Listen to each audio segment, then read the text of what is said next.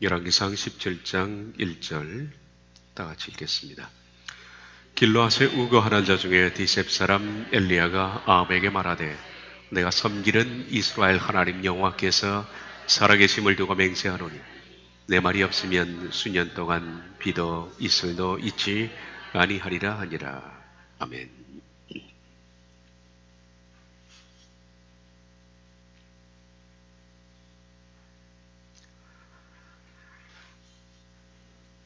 크게 사람을 두 부류로 나눌 수 있습니다. 첫째는 끌려다니는 사람입니다.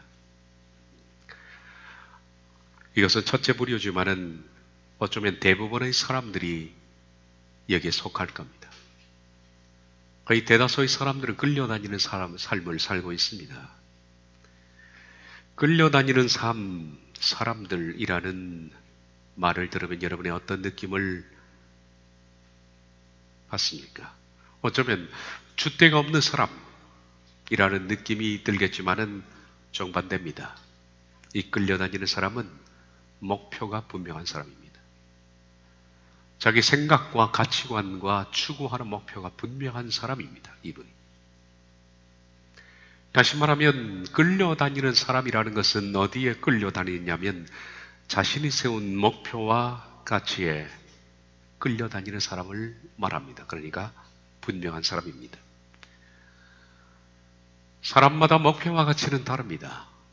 그것이 돈이 됐든 성공이든 안락한 삶이든 건강이든 행복이든 학문이나 기술이든 간에 자신이 세운 어떤 목표에 항상 마음이 끌려다니는 사람, 그들이 바로 끌려다니는 사람이며 대부분의 사람들은 이 끌려다니는 사람들입니다. 그렇지 않습니까? 대부분들은 나름대로 자신이 원하는 것을 추구하는 사람들입니다. 분명하게 인생의 어떤 목표를 세우어서 아침부터 땀 흘려 뛰는 사람들, 열심히 노력하는 사람들, 사회적으로 보면 이런 사람들은 목표의식이 분명할 수도 있습니다. 확고한 사람들입니다.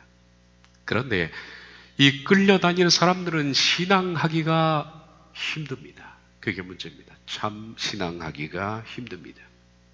왜냐하면 끌려다니는 사람들은 어떤 상황이나 어떤 일에 직면하게 되면 그 상황을 해결하는 방법, 그 일을 풀어나가는 방법에 있어서 자신을 끌고 있는, 자신의 가치와 목적을 끌고 있는, 그것이 돈이든 앞에 말했던 성공이든 건강이든 안락함이든 기술이든 학문이든 간에 그것이 유익한 쪽으로 끌려가게 됩니다. 그런 쪽으로 해결하게 됩니다. 혹시 그런 것들의 손해가 발생하지 않도록 그 문제를 해결합니다. 그러니까 이 끌려다니는 사람은 신앙하기가 힘이 든다는 말입니다. 신앙적으로 해결하기가 어렵습니다. 물론 교인들 가운데 많은 사람들이 이 끌려다니는 사람들입니다. 이들도 하나님을 압니다. 그리고 기도합니다. 자신이 세운 어떤 목표를 이루게 해달라고 하나님께 기도합니다. 그러나 하나님의 뜻이 아닌 자신이 세운 목표를 이루게 해달라는 겁니다. 이 끌려다니는 사람들을 차로 비유하자면 D드라이브에 고정된 사람이라 그렇게 말할 수 있습니다. 어떤 목적을 향해서 D드라이브에 그들의 마음은 언제나 자기가 목표한 것을 향해서 고정되어 있고 그 방향으로 가려고 하는 겁니다. 기도해서 하나님이 도우시면 자기가 가는 방향으로도 가는 것이고, 그러니 하나님께서 정말 다루기 힘든 사람이 누구냐? D드라이브에 놓아 있는 사람입니다. 끌려다니는 사람입니다. 지난주 우리가 봤던 여로보암과 아합이 바로 이런 사람입니다. 여로보암과 아합을 성경에서 나쁘게 평가하지만은 사회적으로 보면 이 사람들은 훌륭한 사람들입니다. 그들의 목표는 강력하고 그리고 부강한 왕권 강화에 있습니다. 이들도 역시 하나님 믿는 사람들입니다. 그러나 막상 어떤 사태가 발생하니까 이들이 신앙으로 해결하는 것이 아니라 자신들이 목적하는 것 쪽으로 그 문제를 해결해 버립니다. 백성들이 절기가 되어서 예루살렘으로 내려갈 것이 두려운 나머지 여로보암은 하나님은 알고 있지만은 이들에게 보이는 우상을 제공하기로 작정을 합니다. 그래서 베델과 단에 금송아지 형상을 세우고 내려가지 마라 그렇게 말합니다. 여로보암의 목적은 왕권에 있습니다. 아합은 부강한 나라를 세우는 것이 목적이었습니다. 그래서 정략 결혼도 합니다. 그래서 사마리아에 바알 산당을 짓게 되는 겁니다. 항상 마치 나침반이 북으로 향해 있는 것처럼 끌려다니는 사람은 항상 자기가 가치를 두고 있는 쪽으로 마음과 방향이 그렇게 움직이게 되어 있는 겁니다. 어렵죠. 참 신앙하기가 어렵습니다. 두 번째 부류의 사람입니다. 끌려다니는 사람들과의 반대. 누굴까요? 어떤 사람이 끌려다니는 사람과 반대일까요? 반대가 뭘까요? 안 끌려다니는 사람일까요? 맞긴 맞습니다. 안 끌려다니는 사람. 이들을 가리켜서 부름받은 사람들이라고 저는 부릅니다. 부름받은 사람들. 대다수의 사람들과 대다수의 교인들이 끌려다니는 사람들이지만은 아주 드물게 부름받은 사람들이 있습니다. 이들은 끌려다니는 사람들처럼 자기 목표가 분명하지 않습니다. 사회적으로는 누가 훌륭할까요? 끌려다니는 사람이 훌륭합니다. 이 일은 내가 반드시 이루어야 된다. 성취해야 된다. 이건 내가 도달해야 된다. 그러나 부름받은 사람은 사회적으로 보면 아주 문제가 많은 사람입니다. 이들은 돈이나 건강이나 풍요나 안락함이라는 목표에 끌려다니지를 않습니다. 부름받은 사람들은 어떻게 보면 줏대가 없는 사람들입니다. 그들은 하나님의 뜻에 따라 삶을 언제든 비우고 변동할 수 있는 준비가 되어 있는 사람입니다. 하나님의 뜻이 움직이는 대로 언제든 내려놓고 언제든 바꾸고 언제든 내 삶을 그렇게 변경시켜 나갈 수 있는 사람들, 주관이 없는 사람들, 줏대가 없는 사람들입니다. 사회적으로 끌려다니는 사람들은 차로 비유했습니다. 차로 비유하면 D 드라이브에 기어가 가 있는 사람들입니다.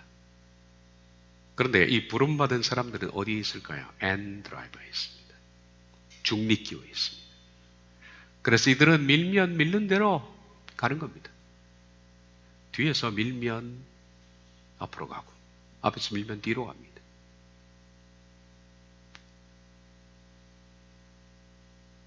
세게 밀면 많이 가고 약하게 밀면 적게 갑니다. 도대체 이들은 어떤 목표가 없는 것 같습니다. 삶에. 그를 부르신 하나님의 뜻에 언제든지 삶이 바뀌기 때문에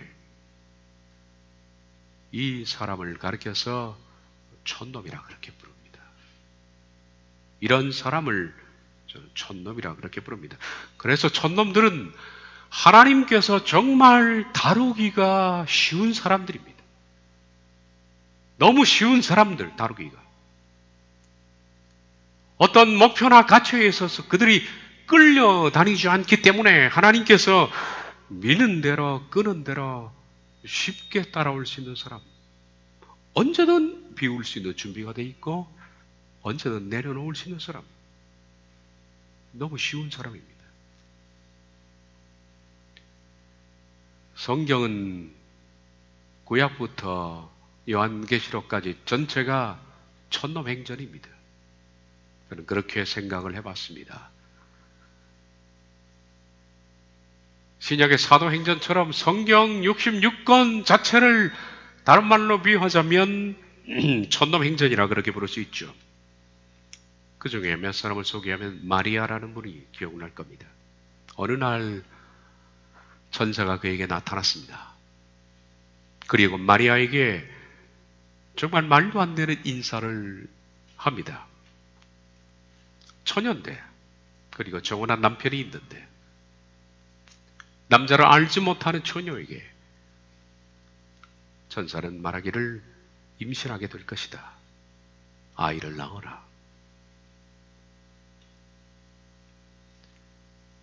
부당하고 말도 안 되는 이런 인사에 의해 마리아는 누가복음에 이렇게 대답을 하죠. 1장 38절에 주의 여종이오니 말씀대로 내게 이루어지이다.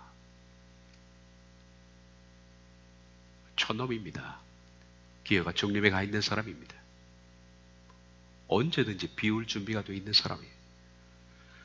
촌놈 사무엘도 있습니다. 하나님께서 부르시니까 말씀합니다. 사무엘상 3장 10절에 말씀하옵소서 주의 종이 듣겠나이다.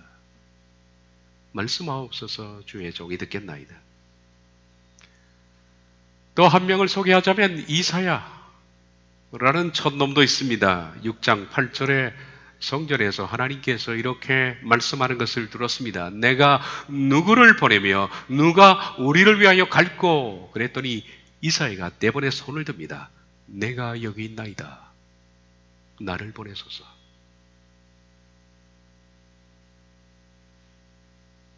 그래서 촌놈 행전이라 그렇게 부르는 겁니다. 촌놈들은 하나님께서 부르시면 자신의 삶의 목적이든 목표든 가치든 추구하는 것이든 열정을 쏟은 것이든 다 내팽개치고 그 자리에서 순수하게 있는 그대로 내려놓고 순종하는 사람들입니다. 뭘 계산하거나 걱정하거나 상황을 파악하려고 들지 않고 고민하거나 혹시 손해가 발생할까 봐 염려하는 것이 아니라 그냥 다 팽개치고 미는 대로 땡기는 대로. 왜? 그 엔드라이버 있으니까 삶이. 우리가 촌놈 엘리야를 보고 있습니다. 그는 이렇게 말합니다. 길르앗에 우구하는 자 중에 디셉 사람 엘리야가 아합에게 말하되 내가 섬기는 이스라엘의 하나님 여호와께서 살아계심을 두고 맹세하노니 내 말이 없으면 수년 동안 비도 이슬도 있지 아니하리라 하니라.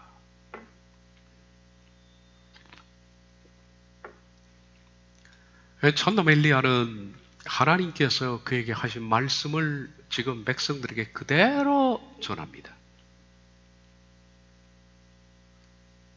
하나님께서 엘리야에게 말씀하셨습니다. 내가 수년 동안 이 땅에 비를 내리지 않겠다. 그 이유는 제가 다음 시간에 말씀드리겠습니다. 하나님 그렇게 말씀했어. 수년 동안 비를 내리지 않겠다. 너는 내가 한 말을 가서 백성들에게 말해라. 그랬더니 촌놈이 가서 그대로 전합니다. 이거 촌놈 아니면 이렇게 못 전합니다. 이스라엘에 내리는 비는 1년에 그 시기가 정확합니다. 우리들은 수시로 비가 옵니다. 그래서 일기예보를 봐야 합니다. 주중에도 언제 비가 올지 모릅니다. 그러나 이스라엘은 정확합니다. 1년에 딱 2차례 비가 내리거든요. 처음 내리는 비를 이른비라 그러고, 그리고 초겨울 진입할 때 내리는 비를 늦은비라 그렇게 부릅니다. 이른비는 우리 태양력으로 지금 4월경에 해당합니다.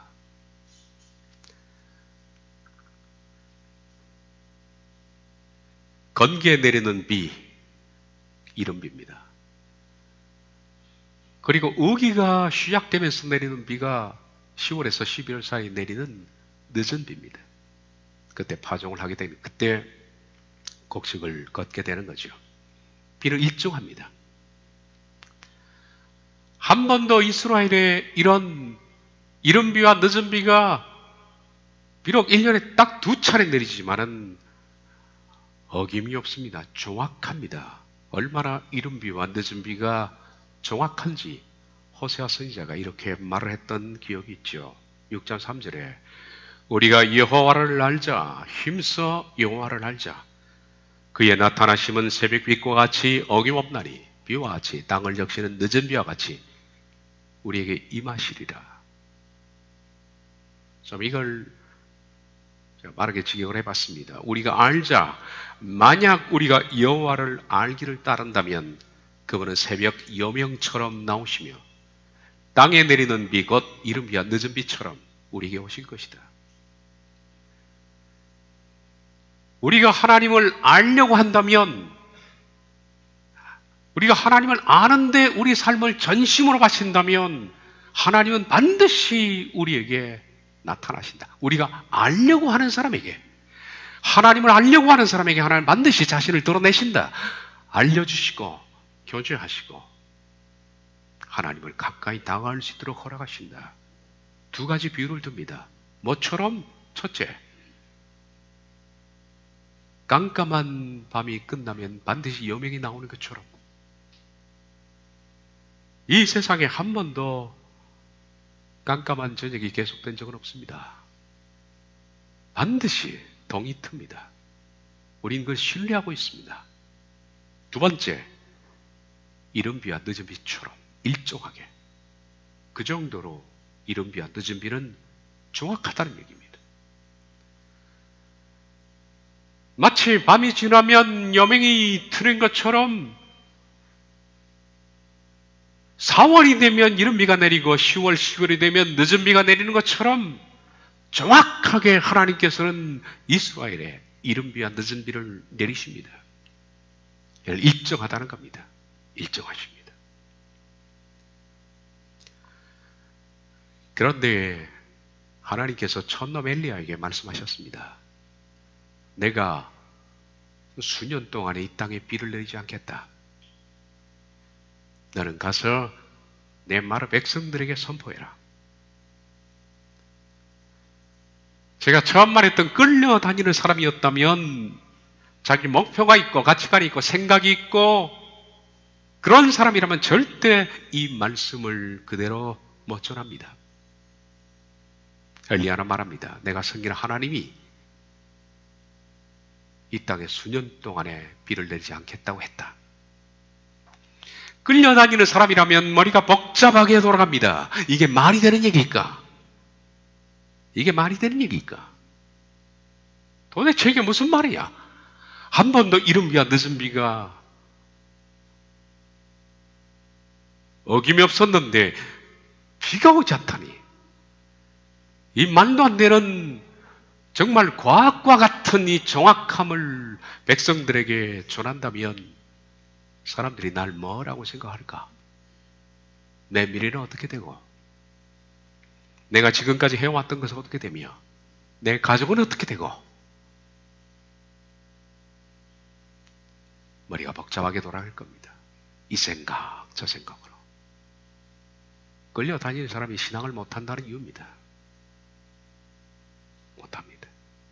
그러나 촌놈은 아주 단순합니다. 가서 말해라. 예, 하나님께서 수년 동안에 비를 내리지 않겠다고 했습니다. 그러니 촌놈이죠. 촌놈은 언제든지 엔드라이브에 기어가 있는 겁니다. 그래서 말씀하시면 그대로 가서 전합니다. 오늘 우리들의 교회 안에는 이 촌놈들이 별로 보이지 않습니다. 앞서 말씀드린 것처럼 끌려다니는 사람들, 교인들은 교회 내 홍수를 이루고 있지만은 부름받은 사람들은 아주 소수입니다. 별로 보이지 않습니다.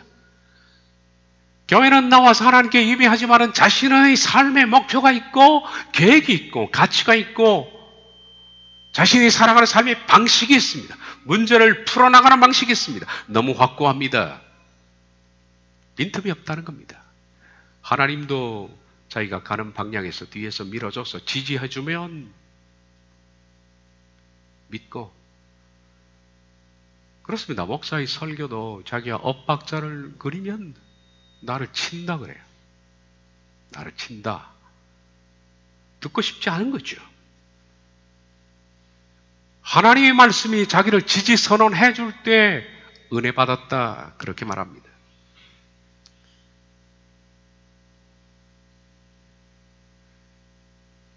어떤 일이 있어도 그렇게 부탁합니다. 김 집사님이 좀 해주시겠습니까? 목사님 저 바빠요. 이 집사한테 부탁해 보시죠. 이 집사님 좀 하시겠습니까? 전 재능이 없어요. 박 집사가 잘할 것 같은데요. 박 집사님, 이 집사가 그러는데 박 집사가 이 분야에 재능이 있다고 그러던데요. 좀 해주시죠. 아이, 그 양반 항상 그러네. 목사님, 그거 몇 번 계속 얘기하면 이 집사 결국 말 들을 거예요. 거기 가서 해서요. 에이, 내가 하고 만다. 그래서 제가 하고 마는 게 맞습니다. 뭔가 따지고 계산하고 염려하고 걱정하고 고심하고 주사날 튕기고 계산기 두드리고 혹 손해가 발생할까봐, 혹 문제가 생기지 않을까봐, 생기지 않는지, 혹 욕을 듣는 상황이 생기지 않을지, 내가 하는 일에 무슨 손실이 가지는 않을지. 그래서 교회 안에는 중립기여를 놓고 있는 촌놈들이 적다는 겁니다.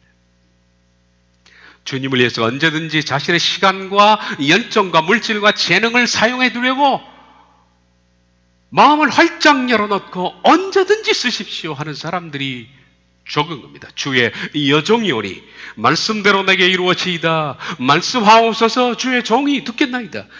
주여 제가 여기 있나이다. 나를 보내소서. 이런 촌놈 행전은 교회에서는 찾아보기가 힘듭니다.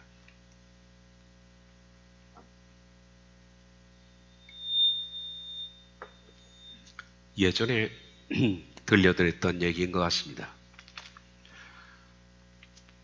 한국 기독교 야사에 보면 나오는 이야기입니다. 실제 얘기란 얘기죠.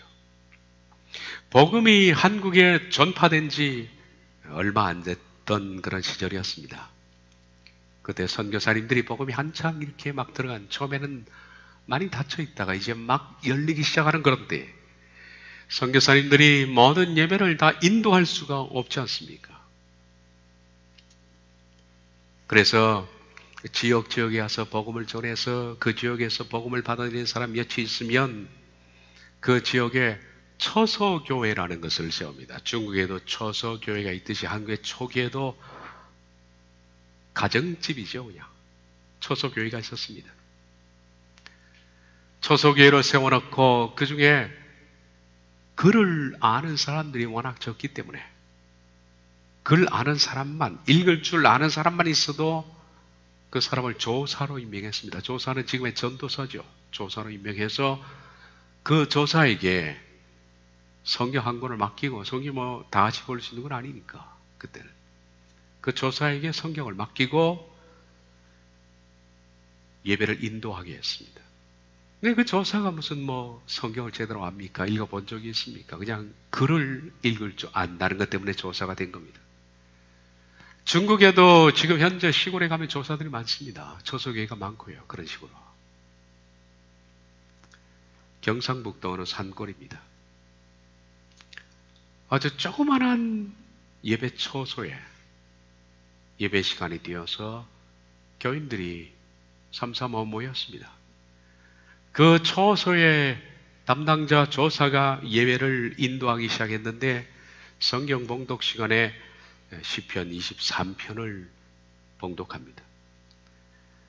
뭐 성경을 제대로 본 적도 없고 뭐 글을 읽을 줄은 알지만은 그렇다고 글을 잘 읽는 것도 아니고 띄엄띄엄 읽는데 이분이 나이가 들어서 시력도 어둡고 불이라건 뭐 등잔불 하나니까 그 밑에서 어두침침한 데서 두터운 돋보기를 끼고 겨우겨우 띄엄띄엄 읽는 겁니다.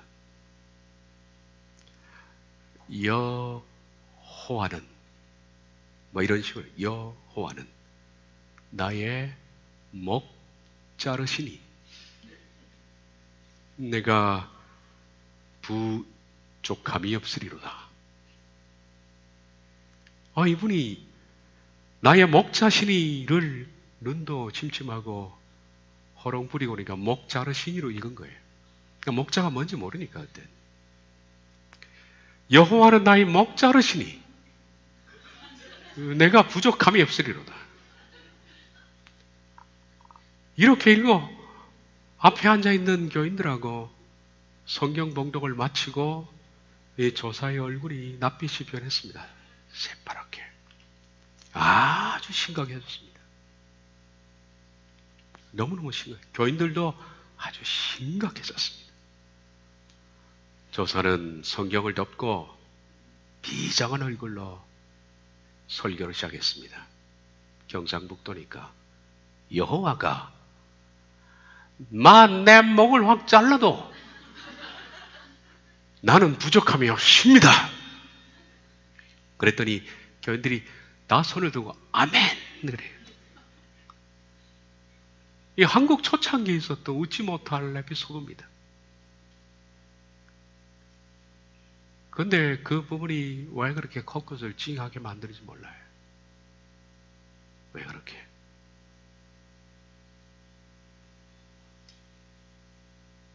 성경을 유창하게 읽으면 뭐합니까? KJV, NIV, 원어 성경으로 성경을 읽은들 뭐합니까? 이 촌놈의 가슴이 없는 성경 박사들이 무슨 소용이 있을까요? 성경을 잘못 읽어도 하나님을 끝까지 신뢰하는 조사나 그 조사와 같은 마음으로 진리를 따르겠다, 목이라도 내놓겠다는 한국교회 초창기의 촌놈들, 하나님이 가슴 뭉클하게 보셨을 것 같습니다. 저는 중국 신학교에 한 10년 약 넘게 신학교를 섬겼습니다.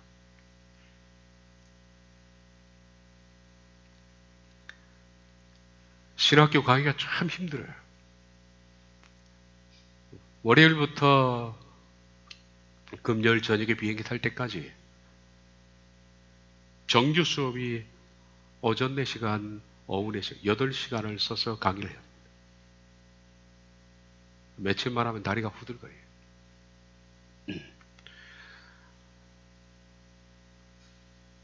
저희들이 직접 세운 신학교가 또 북경에 있습니다. 북경 신학교.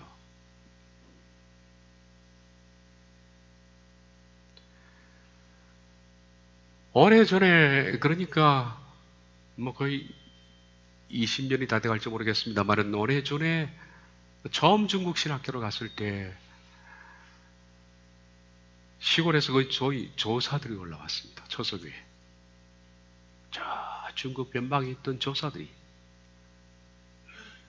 그런데 잊을 수가 없어요. 너무너무 열정이 뜨거운 거예요. 하기야 그들은 처소 교회를 예배하기 위해서 어떤 사람들은 전날 저녁에 출발해서 주일날 도착하는 사람도 있답니다. 걸어서 자전거를 타고.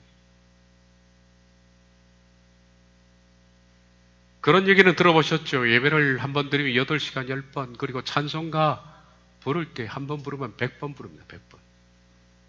4절씩 100번 불러보세요. 우리들은 4절짜리 한 2번 부르면 아주 힘이 쭉 빠지는데 100번 부릅니다. 몇 시간을. 사람이 아닌 척. 처음에 제가 그 수업을 갔을 때 그 열기에 얼마나 뜨거웠는지 말씀드린 것처럼 8시간 정도 서서 수업을 하면 허리가 아프고 다리도 후들거리고 내일 또 해야 되니까 8시간 수업이 딱 마치면 어김없습니다. 반장 이하 학생들이 옵니다. 목사님, 또 합시다. 뭘 더 해? 겁이 나는 거죠. 뭘 더 해? 이것 가지고 안 됩니다. 또 합시다. 뭐, 안 한 것도 없어요. 봐주는 것도 없고. 수업을 11시, 12시까지 합니다. 하루에 정규 수업이 8시간인데 심지어는 12시간까지 수업을. 그런데 제가 10년 약 넘게 다녔는데 10년이 지나니까 중국이 그렇게 빨리 변할 줄 몰랐습니다. 순박한 그 사람들이 이제는 사라지고요. 시골에서 도시로 오기 위해서 신학교를 이용해요. 거기 와서 숙식이 제공되니까. 그리고 나중에 핸드폰 파는데 다 빠져버리더라고요, 애들이. 그래서 제가 끊어버렸습니다. 초창기에 만났던 그들은 진짜 촌놈들이었습니다. 그렇습니다. 이 촌놈들은 자신의 인생에 대한 미래의 계획이 없습니다. 내 인생에 대해서 찬란한 장밋빛 청사진이 없습니다. 확고한 자기 가치관이나 목표나 자기 주장이 없습니다. 그래서 어떻게 보면 이들은 사회적으로 무능하게 보일 수가 있습니다. 목표 의식이 없는 사람처럼 보일 수가 있습니다. 그러나 촌놈은 무능한 사람들이 결코 아닙니다. 무기력하거나 바보 같은 사람들이 아닙니다. 다만 그들은 자신의 삶에 대한 목표와 계획, 열정은 그다지 없지만은 하나님께서 언제든지 자기를 쓰겠다고 부르시기만 하면 순종할 준비가 되어 있는 사람들. 언제든 원하시기만 하면 내 재능을 드릴 수 있고 내 시간을 드릴 수 있고 나의 물질을 오픈할 수 있는 준비가 되어 있는 사람들. 말씀하옵소서 주의 종이 듣겠습니다 하는 사람들. 이 사람들이 자신의 인생을 엔드라이브에 놓은 사람들입니다. 뒤로 밀면 뒤로 가고 앞으로 밀면 앞으로 갑니다. 언제든 주님이 밀면 그 방향으로 가는 사람들. 촌놈들. 하나님께서 이스라엘의 가장 어두운 시대에 영적으로 가장 어두운 시대에 엘리야를 부른 이유를 우리들은 이제 알 것 같아요. 당시 이스라엘은 아합이라는 왕이 탁월한 왕이었습니다. 영도력이 출중했고 정치, 경제, 외교에 있어서 그런 능수능란한 왕이어서 부강한 나라를 이루었고 탄탄한 나라가 되었습니다. 아합 왕은 아주 치밀한 전략가입니다. 계산적으로 생각하고 치밀하게 전략을 세워서 주변 국가들을 장악했습니다. 아합의 참모들도 마찬가지로 브레인들입니다. 유능하고 탁월한 인재들로 등용이 되었습니다. 그리고 온 사회는 유능한 사람에 대한 갈망으로 가득 차 있습니다. 유능한 사람은 스카웃되고 쓰인다라는 겁니다. 그것이 엘리야 시대 이스라엘의 상황이었습니다. 그런 상황에 하나님은 티셉이라는 동네에 촌놈을 불렀습니다. 이해가 되시죠? 촌놈이 아니면 이거 누가 전하겠습니까, 여러분? 촌놈이 아니면 이 하나님 말씀을 누가 듣겠습니까? 누가 순종하겠습니까? 다 자기 생각이 있는데, 자기 목표가 있는데, 나름대로 자기 인생의 기어를 리드라이브에 놓고 있는데, 하나님은 그들 뒤에서 밀어도 결코 밀리지 않습니다. 오직 내가 목표한 것에 하나님이 동의하셔야 됩니다. 그런 사람들에게 하나님께서 말씀하셨다면 어떻게 될까요? 얘야, 내가 수년 동안 이 땅에 비를 내리지 않으려고 한다. 너는 가서 그렇게 말해라. 대다수는 그렇게 말할 겁니다. 무슨 말도 안 되는 얘기를 하십니까? 하나님, 지금 아합 왕이 한참 북방 정책을 펴고 다른 나라들을 지금 정복하고 있는 마당에 비를 내리지 않겠다면 이 나라 경제는 어떻게 됩니까? 하나님, 제가 그 말을 전하면 어떤 욕을 먹습니까? 어떤 비난을 받고 사회적으로 매장될지 모릅니다. 아니, 이런 비와 늦은 비를 한 번도 걸으신 분이 그런 적이 없는 분이 그걸 내리지 않겠다는 게 말이 됩니까? 좀 생각을 좀 해봐야겠습니다. 잠깐만요. 고민 좀 해보고요. 하나님이 왜 디셉에서 그를 부르셨는지 아셔야 됩니다.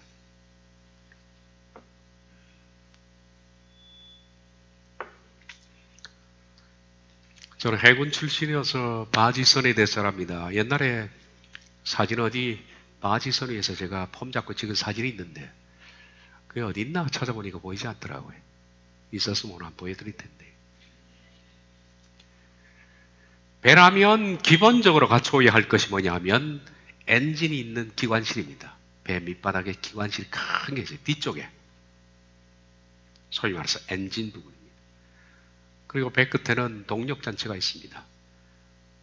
방향을 전환하고 그리고 추진을 하고 뭐 이런 것들이 있습니다. 동력장치. 그리고 앞쪽에는 브레이크에 해당하는 닷이 있습니다. 맨 앞쪽에 배는 조타실 있죠.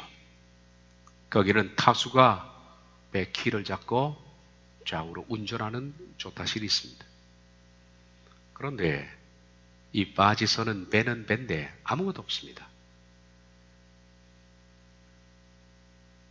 조타실도 없고 제동장치도 없고 기관실도 물론 없습니다. 기름 한 방울 들지 않는 배입니다. 그래서 우리들은 해군에서 이 배를 뭐라고 불리냐면 모르겠습니다. 우리끼리 부르는 배가 멍텅구리 배라고 합니다. 멍텅구리 배. 이 바지선의 목적은 그냥 짐을 실어서 예인선이 그냥 끌고 가는 소위 말해서 운반선입니다. 예인선이 없다면 바지선은 전혀 움직일 수 없습니다. 인터넷 찾아보니까 해군 바지선은 없고요. 일반 바지선이 있길래 한번 스크랩을 해왔습니다. 맨 뒤쪽에 있는 것은 엔진실이 아니라 바지선에 사람이 타서 봐야 되니까 이게 관측대입니다. 관측대. 아무것도 없습니다. 저는 이 바지선이 촌놈을 참 닮았다라고 생각합니다. 이 배를 끌어주는 배꽃 예인선이 없으면 그 자리에 그냥 서 있을 수밖에 없는 이 멍텅구리 배 바지선. 그냥 내버려두면 바다 가운데서 며칠이든 몇 달이든 그냥 둥둥 떠있는 멍텅구리 바지선. 어디로 갈지 모르는 거예요. 방향도 없고 키도 없으니까. 촌놈이라는 것은 하나님께서 움직여 주기까지 그렇게 멍텅구리들입니다. 바보들입니다. 아니, 저는 그렇게 생각합니다. 신앙 안에서 바로 그 멍텅구리가 능력입니다. 그것이 신앙의 능력이라고 생각합니다. 예전에는 저는 실력이 능력인 줄 알았습니다. 목사가 실력을 갖추면 된다라고 생각했습니다. 하나님이 일을 하려면 교회도 크게 짓고 교인수도 많고 재정도 갖추어야 그 능력 가지고 하나님의 일을 할 수 있다라고 생각했습니다. 그러나 인생 밑바닥을 오래 기면서 제가 발견한 것은 그것은 능력이 아니라 불신이라는 것을 발견했습니다. 하나님 안에서 신앙 능력이라는 것은 바로 멍텅구리 바지선이 되는 것이다 라는 겁니다. 기관실도 없고 조타실도 없고 동력장치도 없는, 내 힘으로 전혀 어디를 갈 줄 모르는, 그래서 단지 하나님이 예인선이 되어서 끌어야만 하나님이 끌리는 대로 움직일 수 있는 배, 바지. 예인선이 없으면 그 자리에 서서 마냥 있을 수밖에 없는 멍텅구리 배는 명령을 줘야만 움직입니다. 며칠이든 몇 달이든 그냥 바다에 떠 있어서 예인선의 견인만 기다리는 바지선, 그것이 바로 신앙의 능력이구나. 그것이 능력이었구나. 젊은 날에는 많은 시간을 낭비하면서 그것이 능력인 줄 몰랐습니다.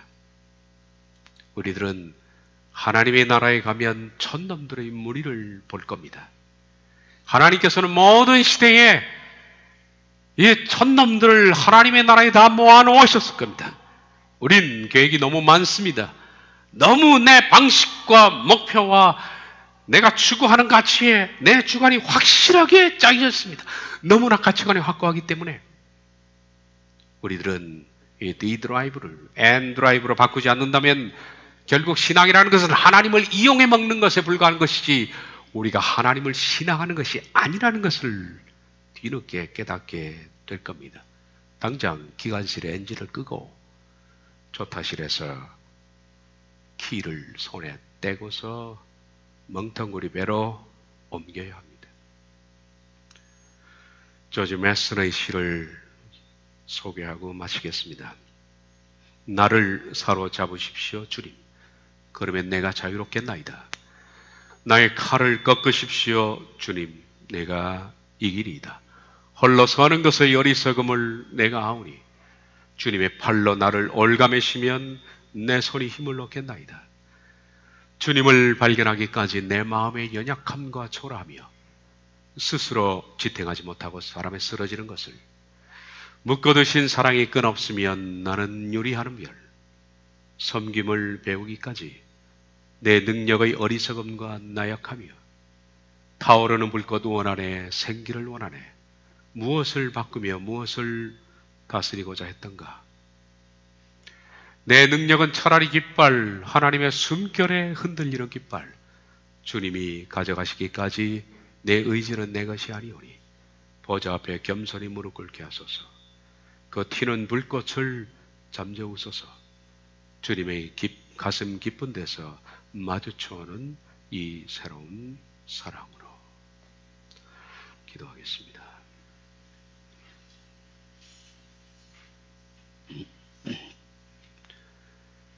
주님, 우리들은 우리 속에 너무나 많이 내가 꽉 차 있습니다.